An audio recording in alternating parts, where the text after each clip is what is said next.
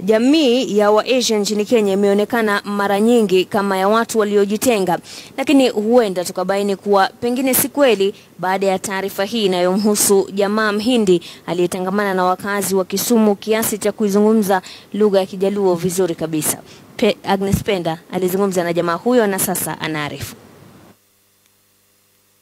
Kwa kumtizama ni Mhindi, lakini Aslam ni Mkenya tena zaidi ya wengi. Na kwa kweli najihisi kuwa mtu wa Kisumu na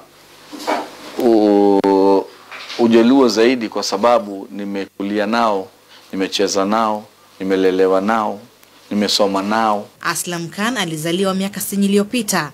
Familia yake ilikita kambi Kisumu kufanya biashara baada ya babu yake kuingia nchini mwishoni mwa karne ya 18 akiwa mfanyabiashara. Pale akaja pale mahali kinaitwa Kipkelion sasa.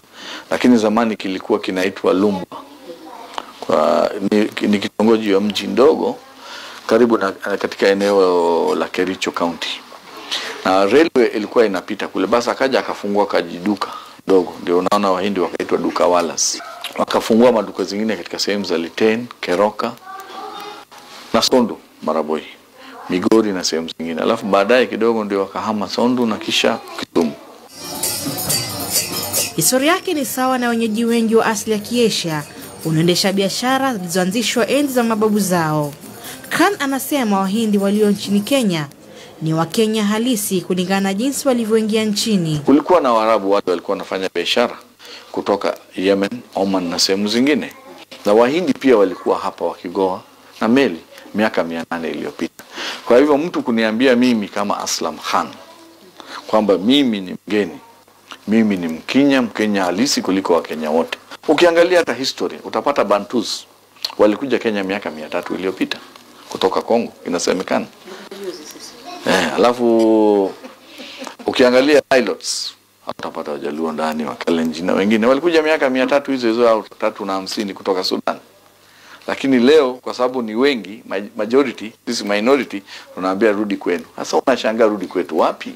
Akisema kuwa Wa-Asia hasa wa Kisumu wameingiliana sana na wakazi kiwango cha kuweza kuwatambua tu kwa rangi yao. Wengi wanafahamu lugha ya Kiluo zaidi. Wangi majani chai nyalo di India ginbe gingeo mwandoa mondo gingeni wangi mwando ya onage. Aslam ni mwakilishi wa ward katika kaunti ya Kisumu, na jinsi alivyoweza kuingiliana na wakazi ndivyo alivyopenya katika siasa za Kisumu na Luo Nyanza kwa jumla. Mwanae wa kiume amemtaja jina Raila Odinga kuonyesha mizizi ya familia yake katika desturi za watu wa Kisumu. Picha ya kuja kwa Wahindi nchini inaonekana vyema unapozuru makavazi ya reli hapa jijini. Inaonyesha ujenzi wa reli ya Mombasa Uganda, huku Wahindi wengi wakifika kuijenga. Huku Waziri Mkuu wa India Narendra Modi anapozuru nchini, ni matumaini ya Aslam na wenzake wa uhusiano baina ya nchi hizi mbili utafaidi Kenya. Moja ni mambo ya health ambao Wakenya wengi sana wanaenda mambo ya matibabu. Waone njia gani wanaweza kutukuzia hizo hapa na gharama irudi chini ili Wakenya wetu wasaidike. Waingiliane na serikali ya Kenya kuona ni njia gani wanaweza kutatua upande wa afya. Ya pili ni mambo ya industries. Kuweka industries kubwa rasilimali yao katika Kenya. Tunampa fursa mpiga picha David Otieno kupiga naye gumzo katika lugha ya Kiluo. Ujenzi wa reli ndio waliwavutia Wahindi kufika nchini Kenya. Baadhi yao walifariki katika hali hiyo na waliosalia basi wakawa Wakenya wao pamoja na vizazi vyao. Agnes Penda, KTN leo, Nairobi.